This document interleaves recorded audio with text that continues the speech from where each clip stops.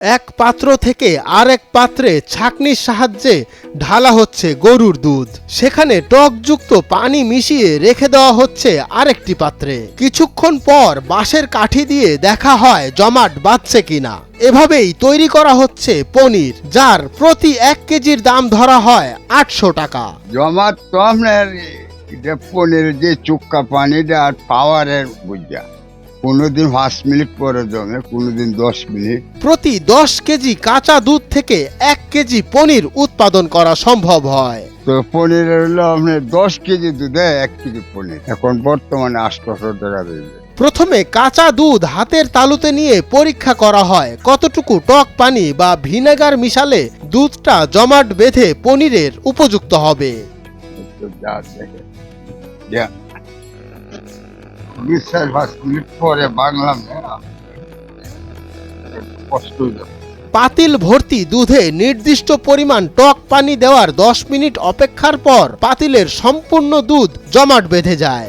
এতো আসার পরে দুধ ভালো চাক্কা দইয়া, মানে চুক্কা পানি দিয়ে কি বাই পানি 5-7 মিনিট লাগবো জমতে। নানান পুষ্টিগুণ সমৃদ্ধ মুখরোচক খাবারের নাম এই পনির। 16শ শতকের মোঘল দরবারের খাদ্য তালিকায় অবিচ্ছেদ্য অংশ হয়ে ওঠে এটি। যুগের পর যুগ ধরে বিশেষ এই খাবারটি ভোজন রসিকদের আকৃষ্ট করে চলেছে। এছাড়া দেশ ছাড়িয়ে বিদেশেও ছড়িয়ে পড়ছে এই পনিরের সুনাম। ইতিহাস তো পনির তুলতেছে বহুত দিন ধরে, কিন্তু পনির আজ পর্যন্ত কোনো কেউ খারাপ হয়েছে না। আর সারা বাংলাদেশ না, সারা বিশ্বে যেতেছে। জনশ্রুতি রয়েছে প্রায় 300 থেকে 400 বছর আগে কিশোরগঞ্জের হাওড় উপজেলার অষ্টগ্রামেই প্রথম পনির তৈরি শুরু হয়। দেশের সীমা ছাড়িয়ে পনিরের খ্যাতি ছড়িয়ে পড়ে আন্তর্জাতিক পর্যায়েও। প্রায় আমরা প্রায় 4-5 জন আছি মূলত অস্ট্রেলিয়ার ভিতরে। সম্প্রতি অষ্টগ্রামের বিখ্যাত দুগ্ধজাত এ খাবারকে ভৌগোলিক নির্দেশক জিআই পণ্যের সনদ দেওয়া হয়। এতে বাড়ছে পনিরের ব্যবসার পরিধি। পনির ইতিহাস তো যে আমরা আরো 300-400 বছর আগে, কারণ আমি পনির তৈরি করতেছি 52 বছর ধরে। কারণ এখন এই পর্যন্ত তোলা তৈ আর বাহির যদি নাসি তুলমু।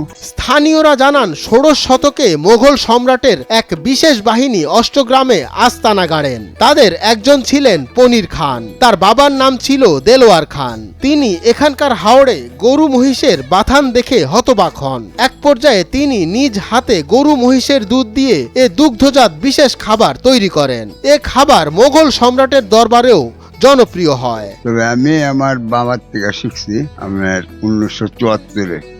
এরপর আমি শিখতেছি এই পর্যন্ত প্রায় 52 বছর হয়ে গেছে। আমরা শুনছি মুরব্বীরা থেকে মানে পনিরের মানে উৎপাদনের জন্মটা প্রায় অষ্টগ্রামে। অনেক ধারণা যে অর্জত শাহ কুতুব যখন আসে, মানে উনার লগে রয়েছে পনির। পনির তৈরির প্রধান উপাদান হলো হাওড়ের জিরাতি কৃষকের সবুজ ঘাস খাওয়া গাভীর দুধ।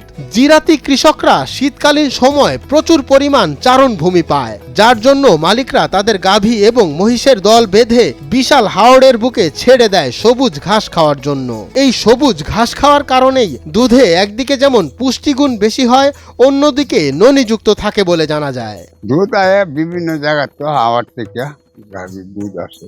এভাবে গোয়ালের হাত ধরে পৌঁছে যায় পনিরের কারিগর তোরাবালির হাতে, যাদের হাত ধরেই পনির তৈরির আসল কাজটি সম্পন্ন হয়।